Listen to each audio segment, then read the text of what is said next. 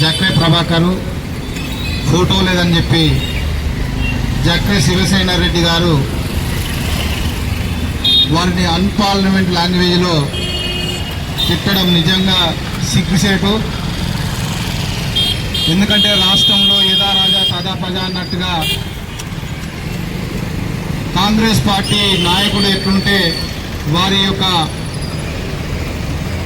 Congress party అధినాయకుడు ఎట్లుంటే ఇలా Congress party నాయకులు కూడా అట్లనే అదే భూత పురాణంతో వల్ల ఈ రాష్ట్రంలో ఉండడం జరుగుతుంది. దయచేసి ఇప్పటికైనా ఈ రాష్ట్ర ముఖ్యమంత్రి ప్రజాప్రతినిధిగా ఉన్నటువంటి వాళ్ళు, పాలక వర్గాలలో ఉన్నటువంటి వాళ్ళు, పార్టీలలో ఉన్నటువంటి బీసీ బిడ్డలారా, దళిత బిడ్డలారా, మనమందరం ఏకమైదాం, మన బలాన్ని నిరూపించుకున్నాం.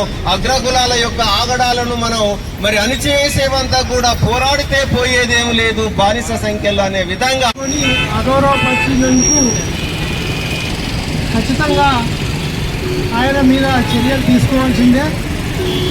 దానికి ముఖ్యమంత్రి రేవంత్ రెడ్డి అండ చూసుకొని ఖచ్చితంగా రేవంత్ రెడ్డిని ఏదో ఒక రోజు గద్దె దింపక తప్పదు.